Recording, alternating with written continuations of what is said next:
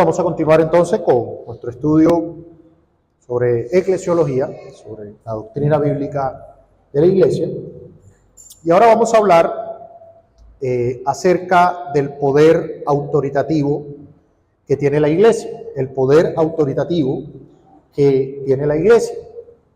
Vemos lo que dice nuestra confesión al respecto. Dice: a cada una de estas iglesias así reunidas, y ya sabemos que aquí en este caso estamos hablando de las iglesias locales, a cada una de estas iglesias así reunidas, el Señor, conforme a su voluntad declarada en su palabra, ha dado todo el poder y autoridad en cualquier sentido necesario para realizar el orden en la adoración y en la disciplina que Él ha instituido para que lo guarde, juntamente con mandatos y reglas para el ejercicio propio y correcto y la ejecución del mencionado poder.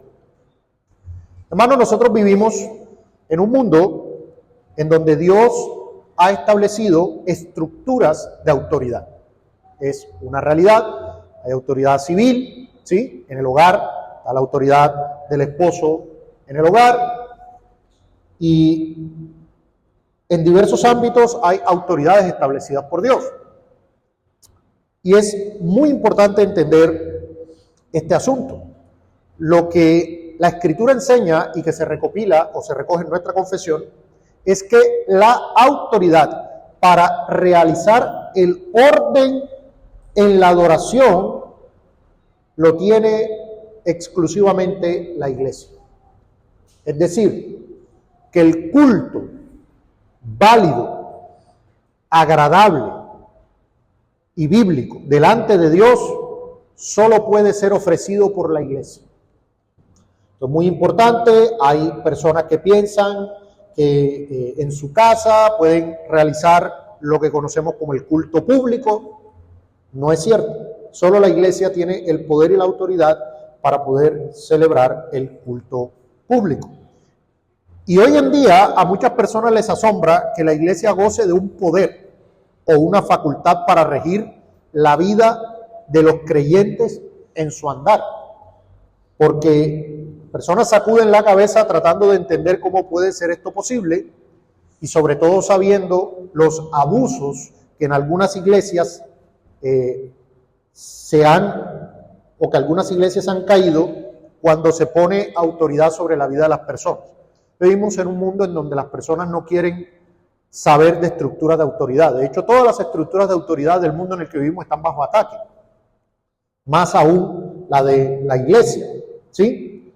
Ahora, una cosa es que haya habido abusos de un poder, pero eso no quiere decir que por esa razón, por los abusos, no hay un poder legítimo, un poder eclesiástico, ¿sí? Realmente quienes incurren en este tipo de abusos son líderes particulares que en su pecado se erigen como autoridad sobre otros creyentes, ¿sí? Entonces, difícilmente usted encontrará el caso en que toda una iglesia sirva para propósitos de manipulación, maltrato, explotación. Siempre es un grupo de personas, un grupo de líderes manipuladores que se creen dueños de la iglesia y ponen autoridad sobre ella. Generalmente no es toda una iglesia la que obra de esa manera, sino un grupo de líderes los que hacen esto. Ahora bien, puede haber un uso ilegítimo o un uso legítimo del poder. No quiere decir que el poder no esté ahí. O sea, que se haga uso ilegítimo no quiere decir que el poder no está ahí.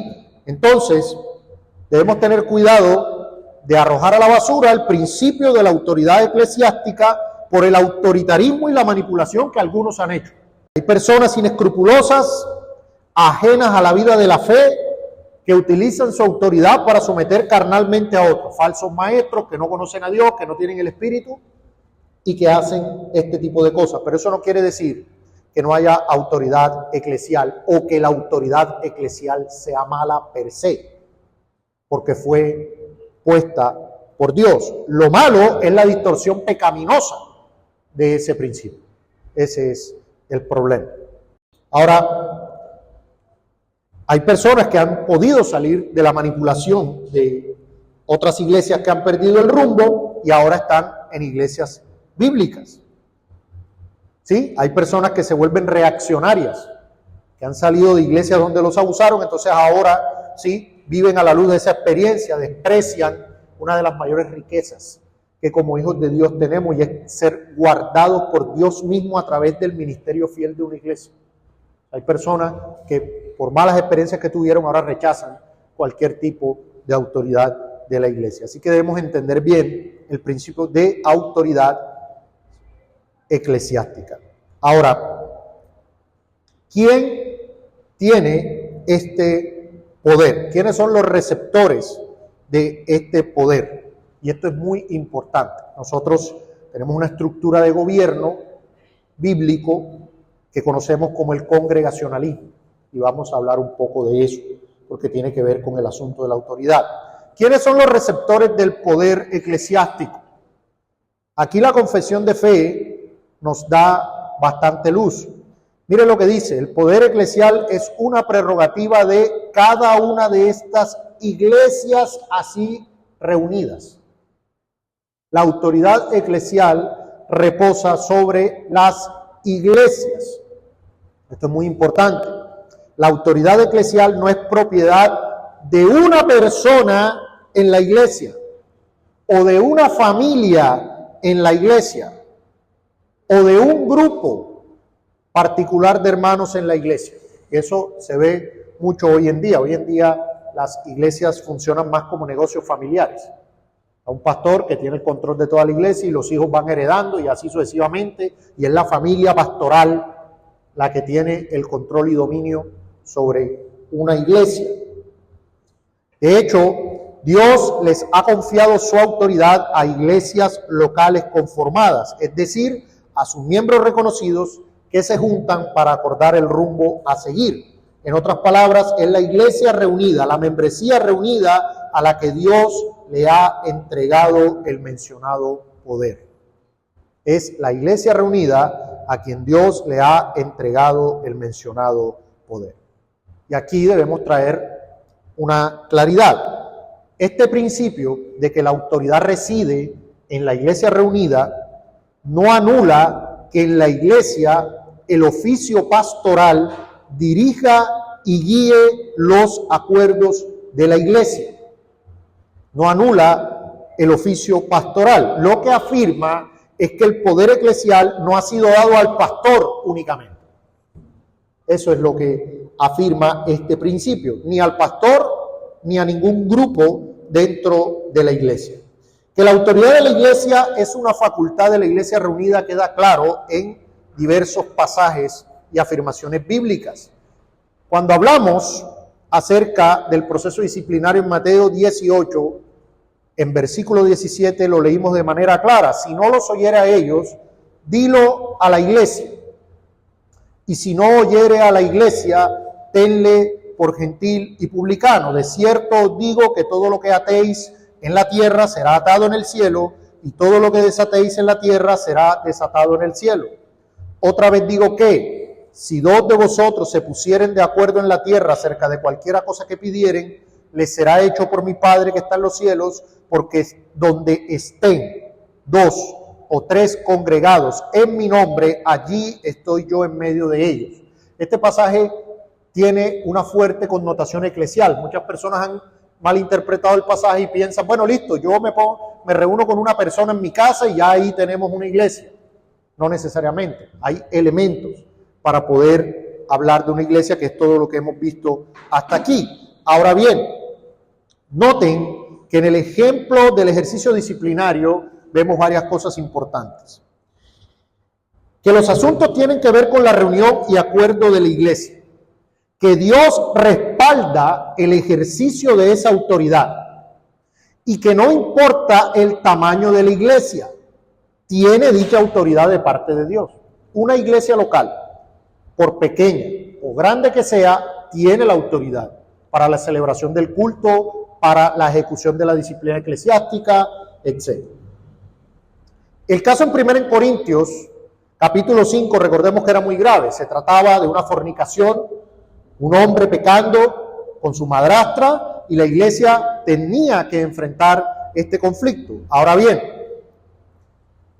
¿qué dice la Escritura? Vamos a 1 Corintios 5, porque vamos a ver de quiénes o a quiénes se les demanda el obrar en este caso. 1 Corintios capítulo 5, versículo 4. En el nombre de nuestro Señor Jesucristo, reunidos vosotros y mi espíritu, con el poder de nuestro Señor Jesucristo, nótese la expresión, el poder o la potestad o la autoridad de nuestro Señor Jesucristo, el tal sea entregado a Satanás para destrucción de la carne, a fin de que el espíritu sea salvo en el día del Señor Jesús. Hermanos, si ustedes se fijan, el apóstol no le habla al pastor.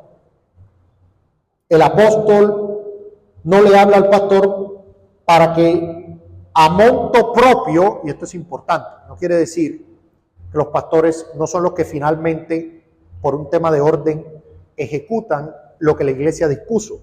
Pero no es que un pastor a monto propio disciplina al ofensor, ni siquiera un pequeño grupo dentro de la iglesia. La instrucción apostólica es reunirse sobre el fundamento de las enseñanzas apostólicas. Por eso es que el apóstol utiliza la expresión mi espíritu, ¿sí? Ahí está hablando acerca de la autoridad apostólica y en el poder del Señor Jesucristo dado a la iglesia, que actúen expulsando al pecador impenitente. Y esto queda claramente establecido por las palabras del apóstol en el verso 13, cuando dice, porque a los que están fuera Dios juzgará. Quitad pues a ese perverso de entre vosotros. Ahora, es muy probable que el hombre descrito aquí en 1 Corintios 5, después de un tiempo se arrepintió, porque vemos el caso en 2 Corintios capítulo 2, verso 6, en donde se arrepiente, abandona su pecado, y nos dice en 2 Corintios capítulo 2, verso 6, le basta a tal persona esta reprensión hecha por muchos. Así que, al contrario, vosotros más bien debéis perdonarle y consolarle para que no sea consumido de demasiada tristeza, por lo cual os ruego que confirméis el amor para con él. Al tratarse de volver a restaurar a una persona a la comunión, la iglesia también actuó o debía actuar como un cuerpo. La iglesia reunida. Es muy perjudicial que los ejercicios del poder reposen en la opinión de un solo hombre, en su parecer. Suele pasar que el líder de turno es el que cierra o abre la comunión de la iglesia. Eso no es lo que vemos en la Escritura. ¿Sí? Este es un poder dado a la iglesia, no a ciertos individuos. ¿De qué estamos hablando? De la celebración del culto, de la disciplina eclesiástica. La autoridad y el poder para la celebración y la ejecución de estas cosas reposa sobre la iglesia. Eso es lo que llamamos congregacionalismo. Quiero ser muy claro en esto, hermanos. ¿Cómo esto no se vuelve pura democracia? Porque esto es una confusión muy habitual. Ok, la autoridad reposa sobre la congregación, entonces todo es por votación de la congregación. ¿Cómo esto no se vuelve pura democracia y no anula el gobierno y la autoridad pastoral? Lo que ocurre, hermanos, es que esta autoridad que es dada a la congregación como un todo, tiene dos caras de una misma moneda. Hay una parte que reposa sobre el gobierno de los pastores y tiene que ver con la ejecución y la administración de asuntos de autoridad respecto a la palabra de Dios, a las ordenanzas, y la iglesia tiene autoridad respecto al orden, la participación y la jurisdicción. Hermanos, los pastores son los encargados de administrar la predicación de la palabra de Dios, la celebración de las ordenanzas, y la iglesia debe validar que todo se esté haciendo conforme al orden de las Escrituras. Entonces, Ahí es donde encontramos la limitación de que la autoridad no se vuelva una democracia pura. La confesión nos dice un dato que es muy importante, y es que el Señor Jesucristo, dueño y cabeza de la iglesia, que ha dado poder a la iglesia reunida, conforme a su voluntad, ha establecido mandatos y principios para la ejecución de eso en su palabra.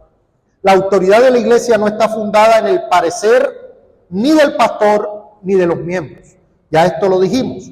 No se fundamenta en la apreciación de cada uno o en cómo se ven las cosas, qué tan convenientes son, qué resultados nos pueden traer, lo que reporta más beneficio, lo que nos vemos presionados a hacer, ni cualquier otro fundamento. Todo se fundamenta en la palabra de Dios. La iglesia no tiene autoridad absoluta sobre la vida de los cristianos, tiene una autoridad derivada de Cristo y limitada a la palabra de Dios. Una autoridad derivada de Cristo y limitada a la palabra de Dios. Ese es el punto. La iglesia es fiel ejerciendo su autoridad cuando lo hace observando la palabra de Dios. La iglesia es fiel ejerciendo su autoridad cuando lo hace observando la palabra de Dios. Entonces, dependemos, hermanos, de un creciente entendimiento de las Escrituras para no caer en la desobediencia, ya sea por no ejercer la autoridad o por ejercerla mal. ¿De qué dependemos? De un constante crecimiento en la comprensión de las Escrituras, porque podemos caer en el peligro de abusar de la autoridad, de ejecutarla mal, de no hacerlo bíblicamente. Muchos problemas, hermano, de las iglesias locales vienen por eso, porque o no ejercemos la autoridad que tenemos que ejercer, o lo hacemos mal por desconocimiento de la Escritura. Pero todo tiene que ser conforme a la Escritura. Hermanos, debemos, o si bien la iglesia tiene el poder de establecer normas, para los creyentes estas normas deben ir en la misma dirección de los mandamientos bíblicos, buscando los mismos propósitos divinos. Pero la iglesia debe cuidarse de poner sobre la conciencia de los hombres asuntos que nacen de su propio parecer. Debemos ser muy cuidadosos. Hay una libertad de conciencia. ¿Qué quiere decir eso? ¿Libertad para pecar? No. Libertad de conciencia es que la iglesia no puede poner normas, reglas, leyes que no sean conforme a la palabra del Señor o conforme a las Escrituras. Permítame poner un ejemplo en la práctica. Nosotros vamos a convocar para este martes una reunión de oración. ¿Sí? Una reunión de oración por un tema particular. Es una reunión distinta del culto dominical y de la reunión de los jueves. La Escritura establece que el liderazgo o el pastorado de una iglesia tiene la autoridad para convocar a la iglesia. ¿Sí? Entonces, cuando la iglesia dice, cuando el liderazgo dice, hermanos, se reúne la iglesia porque el martes vamos a orar. Hermanos, nos reunimos tal día festivo o tal día porque vamos a ayunar. Alguien dice, pero eso no es domingo. Yo no tengo que ir allá, ¿sí? O no tengo que asistir a esa reunión. Si es una reunión convocada por el pastorado o por el liderazgo de la iglesia con fines bíblicos, no asistir a esas reuniones como miembro de la iglesia es pecado. Y ahí es donde suena duro. ¿Cómo así? Ellos me ponen una norma. Sí, pero es que esa norma es conforme a la autoridad de Cristo dada a ellos. Entonces es Cristo quien convoca. Lo hace a través de sus administradores. Y usted va a la Escritura, claro, y usted encuentra, ¿sí?, como los apóstoles o los ancianos o los pastores convocaban a la iglesia para este tipo de asuntos. Entonces, si usted ve, no, la iglesia está convocando a un ayuno, es un deber como miembro. Entonces tengo que hacer todo lo posible por ir, por asistir. Es un deber. Hoy no nos gusta hablar de la palabra obligación, pero es una obligación de Cristo. ¿Qué asunto para la vida de piedad, organización, edificación y gloria de Dios no está contemplado en la Escritura? Ninguno. O sea, todos están contemplados en la Escritura. Todo lo que tiene que ver con la vida, la piedad, la organización, edificación, la gloria de Dios, todo está contemplado en la Escritura. La Escritura es suficiente. Entonces tenemos que echar mano de la Biblia unas veces y otras veces tenemos que echar mano de la psicología, de la sociología, de las estrategias mundanas, de la administración. No. Siempre vamos a tener que echar mano de la Escritura para todo lo que tiene que ver con la edificación y el avance de la iglesia. La iglesia deriva su autoridad del Señor Jesús, pero no es una autoridad absoluta. No, el hermano está en pecado, vamos a embargarle los bienes. ¿Sí? O sea, ese es otro ámbito. Ya la iglesia no tiene autoridad para ese ámbito porque hay unas reglas en la Escritura que dicen que la iglesia no llega allá. ¿Sí?